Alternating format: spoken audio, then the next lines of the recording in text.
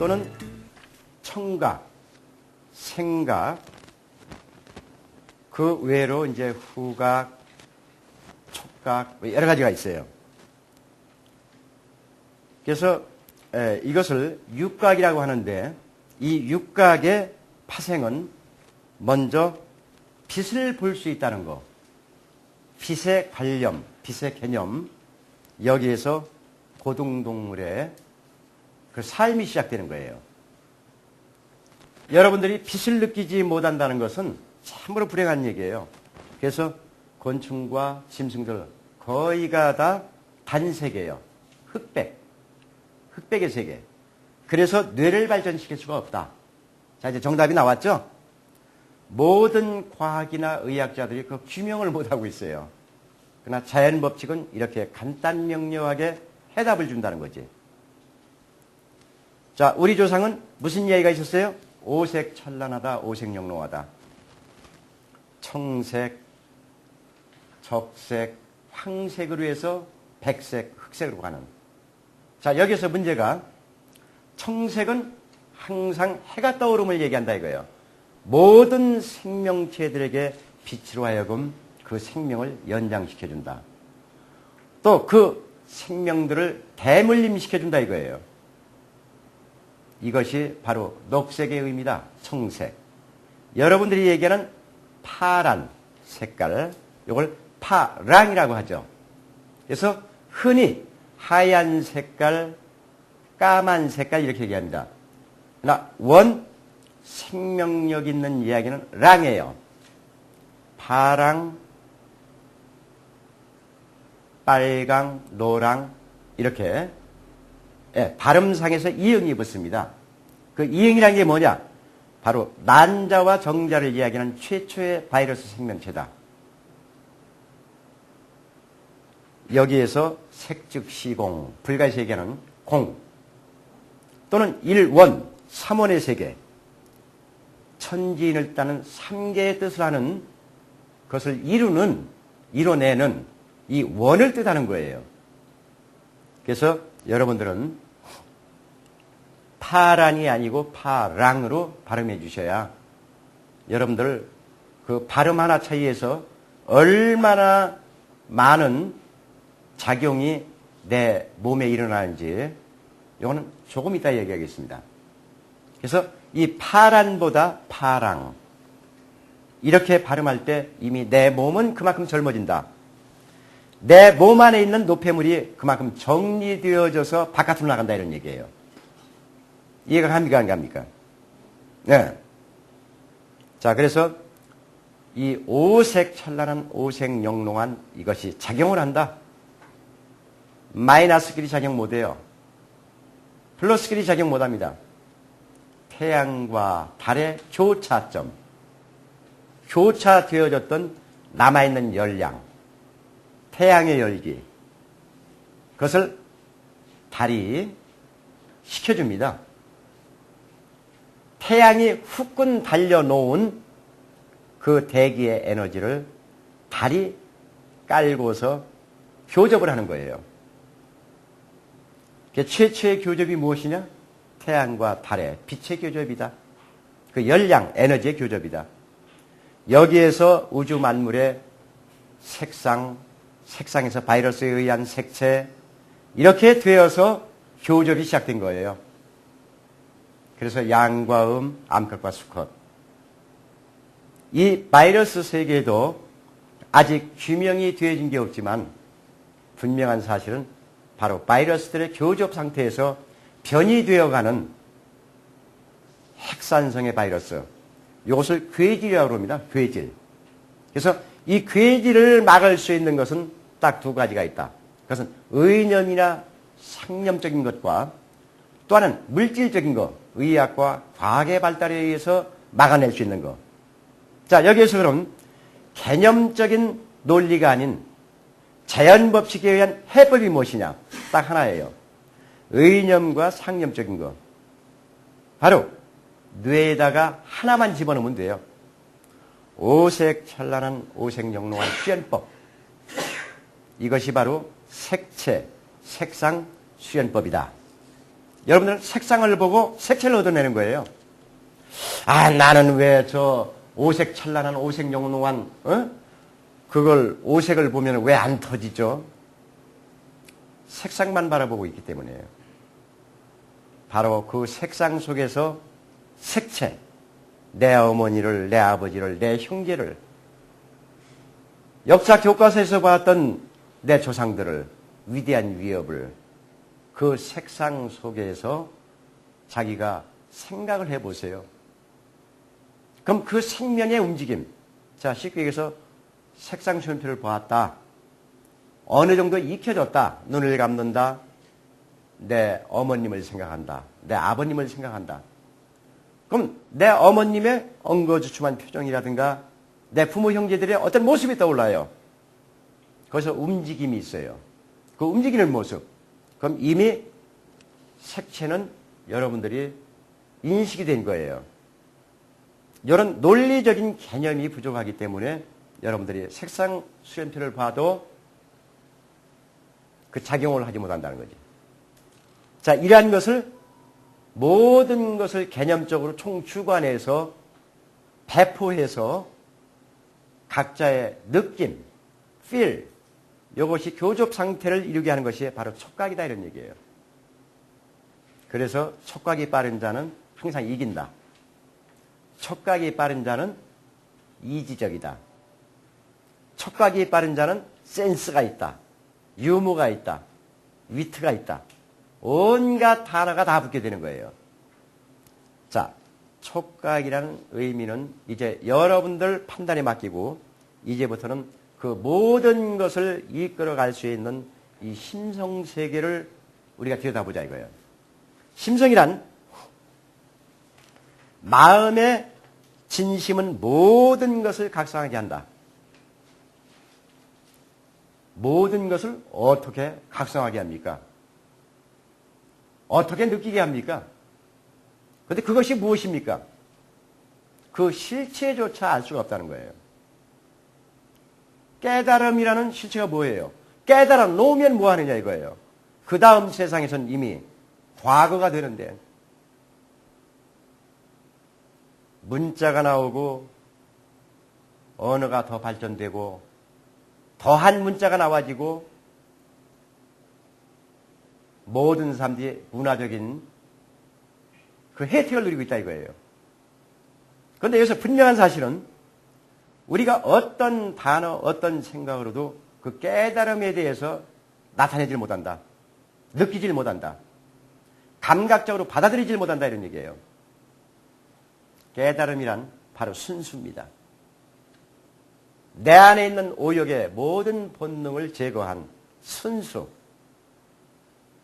상대편의 균형을 서로가 깨지 않는 순수. 상대편에게 위협이 가해지지 않는 언어의 순수. 자, 여기에서 이제 여러분들이 알아야 될 것. 자, 각성, 깨달음, 벗어남. 이 무엇이냐? 아주 간단해요. 벗어남은 오욕을 버려라. 아닙니다. 오욕을 갖되 그 오욕을 가질 수 있는 일을 하라는 거예요. 그것도 내가 일한 만큼의 그 이상의 어떤 대가도 바라지 말라는 얘기예요. 왜냐하면 바라지 않을 때 옵니다. 바란 만큼 온다고요? 아니에요. 속만 상해요. 눈빛이 지저분해져요.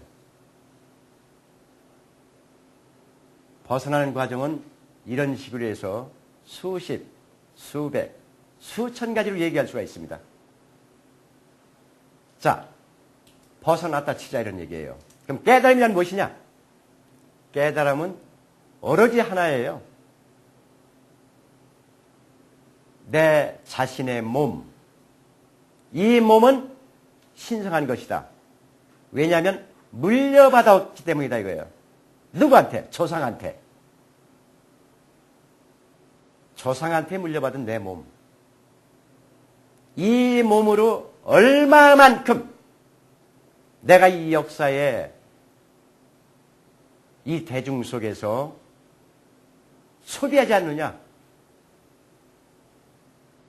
내가 하는 일이 옳고 그름을 떠나서 내가 무엇을 하고 있느냐? 이런 의념적인 상태에 따라서 달라진다 이거예요. 바로 이게 깨달음입니다. 다시 말을 바꿔서 얘기하자면 이 깨달음이라고 하는 것은 내 몸은 조상에서 물려받았다 해서 물려줘야 된다는 상향식이 아닙니다. 하향식입니다. 내 몸이 물려받았다 해서 끝나면 어떻게 됩니까? 물려줘야 된다. 또 여기서 끝나서 되지 않는 거예요. 그 물려준 내 생명체, 내 자손에게도 그러한 것을 확고하게, 확실하게 느끼게 해줘야 된다 이거예요. 여러분들 흔히 그래요. 가르쳐준다. 반발심만 탑니다. 반발만 받습니다. 요즘 애들 좋은 D카, 좋은 폰카 우선적으로 있어야 돼요. 거기서부터 시작을 합니다. 좋은 컴퓨터. 그 외에는 관심이 없어요. 게임이나 야한 야동, 영화, 아니면 자기 분위기들 맞는 디스코텍, 데이트, 유명한 장소, 유명한 연예인들, 이거 외에는 관심이 없습니다. 그러나 그 아이들에게 어느 날 여러분들이 분위기 있는 곳, 조용한 곳을 택해서 야식을 하면서 산책을 하면서 할 듯 말 듯한 가벼운 이야기로 그 이야기를 해줬을 때 그 자식들은 감동을 받습니다. 유치한 말로 감동을 먹습니다. 자, 제가 드리는 말씀, 여기서 깨달음의 법칙은 무엇이냐?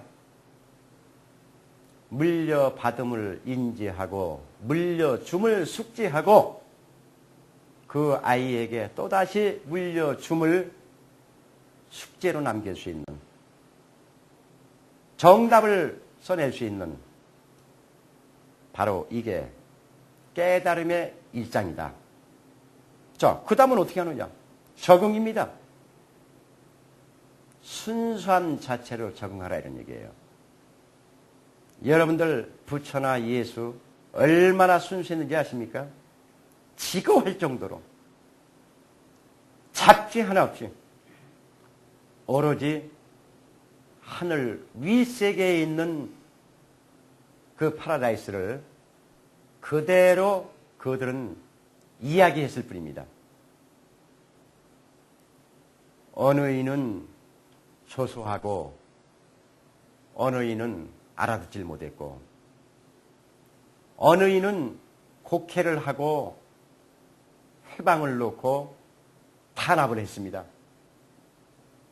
그러나 그 중에 부처는 3천여 명의 알 속에 있는 제자와 예수는 12명의 제자를 챙겼다 이런 얘기예요. 그들에 의해서 수천 년이 흘렀습니다. 오늘날 전 세계에 남아있는 모든 그 문화적인 가치 있는 유산들이 그것을 증명해준다 이런 얘기예요. 자, 그렇다면 앞으로 또 나오지 않겠는가? 이제는 그런 시대가 지나갔습니다. 이제는 여러분들이 빨리 알아야 될 것이 두 가지가 있다 이거예요. 그 하나는 이제는 천년의 세월을 1년으로 다 맞이하는구나 하는 거. 옛 천년이 요즘 1년 사이에 와버려요. 이런 문화 속에 여러분들이 살고 있다는 얘기죠. 그런데 대다수의 사람들은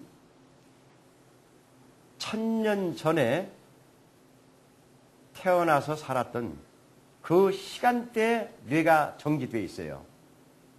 머물러 있어요. 이것은 여러분들의 몫입니다. 자, 여기서 또 한 가지의 깨달음. 이것은 딱 하나다. 무엇이냐 하면은 그것이 뭐냐? 무엇이냐? 뇌에서 양 가닥으로 여러분들은 왔다 갔다 해요. 바로 왔다 갔다 하는 것이 아닌 마음이 깨달음이다. 깨달음은 정착하지 못한 자에게는 오지 않습니다. 그래서 부처도 예수도 떠돌면서 그 하늘 위에 숨겨져 있는 인간이 접해보지 못했던 그 세계를 표현해 주었어요.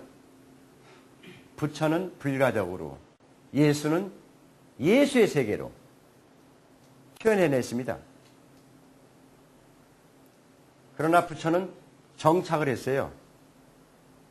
보리수나무 위에서 정착을 하고 오랜 수명을 누리면서 그 많은 학문들을 읽어내게 한 장본인입니다.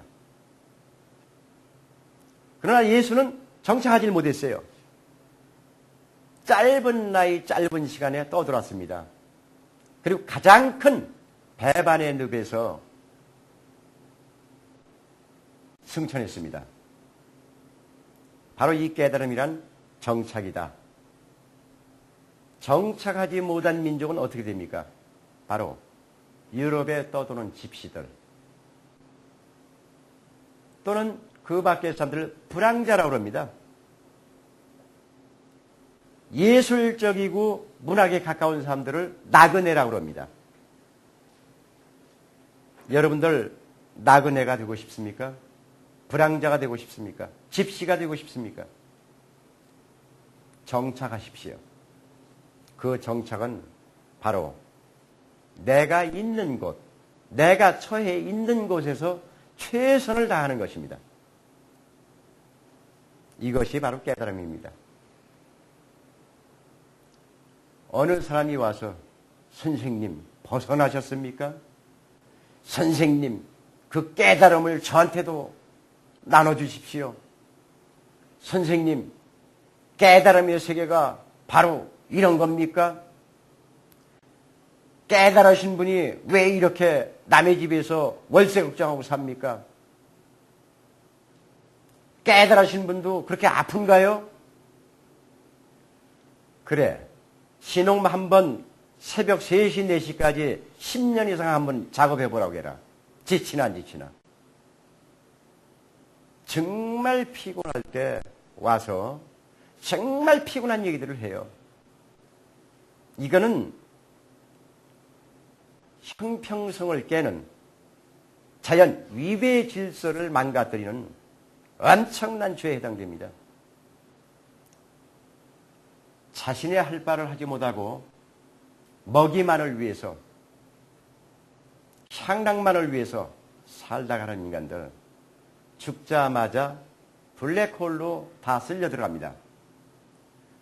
그 블랙홀에서 태워진 빛에 그을린 그 영혼들은 다시 가는 곳이 있어요. 바로 그것이 차례대로 기다리고 있는 지옥입니다. 영혼의 지옥. 여러분들, 블랙홀은 이 지상의 생명체 죽음을 맞이한 그 열량으로 해서 생겨난 곳입니다. 왜냐하면 우주 전체는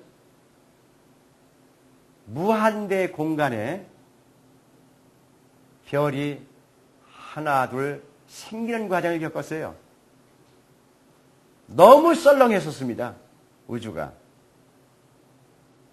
어느 정도 팽창해지면서 이 지상에 있었던 열량으로 해서 죽어나간 그 열량 영혼들에 의해서 블랙홀이 생겨나게 된 거예요. 여러분들 이 우주가 너무나 꽉 찬 줄 아시죠? 아니에요. 한쪽 귀퉁이만 차 있는 거예요. 이제 무슨 말씀인지 아시겠어요? 그래서 이 우주 공간은 영원합니다. 생명 생태계에서 척도할 수 없는 수조, 수경, 광년이 가도 똑같이 전개된다는 사실. 그래서 그 우주와 함께 영원히 존속되어지는 인간의 영혼. 얼마나 캄캄하게 살아야 될지 여러분들 아셔야 됩니다. 그래서 인간에게 나오는 것이 바로 전생과 현생과 후생입니다. 이 이론을 반박할 수 있는 이론은 억지입니다. 앞뒤가 맞지 않는 뇌가 확 막힌 자들의 현대식 주관적인 책 몇십 권에 해당하는 그런 두뇌 소유자들의 공방론에 불과하다 이거예요. 여기에서 이 힘성의 세계 다시 한번 짚고 넘어가겠습니다. 바로 못난 마음과 남을 괴롭혀서 악해지는 마음, 이것을 악성이라 하게 된다. 원래가 이 한반도는 양반과 상놈으로서 규제되어 있었다 이런 얘기예요. 양반의 의미는 한문, 문자에 의한 그 문화에 맞춰져 있었고, 상놈의 문화는 문자를 해독할 수 없는 순종과 복종밖에 할 수 없는, 막말로 얘기해서 오죽하면 이러한 속담이 나왔겠냐 이거예요. 서당께도 3년이면 풍어를 엎는다. 예의 못된 놈, 이 사지를 찢어 죽일 놈. 여보하라, 저놈 전년 형틀에 묶어서 곤장을 매우 쳐라 하는 시대 때 얘기입니다. 양반과 상놈의 시대. 수천 년을 물려받은 뇌예요. 거기에서 서구의 교육을 받은 지 몇십 년밖에 되지 않았다. 그래서 그러한 그것을 뛰어넘는 시스템을 갖춘 그 교육을 받지 못한 대한민국 사람들이다. 그래서 여러분들 고정관념 속에는 너무나 많은 고정적인 것이 숨어져 있다 이런 얘기예요. 뛰어넘어라. 부셔라. 내 뇌를 부셔라. 산산조각 내라 이런 얘기예요. 그 뇌 속에서 고정관념에 잡혀버리면 이미 여러분들의 인생은 거기까지입니다. 자, 오늘 강의는 여기에서 끝입니다. 감사합니다.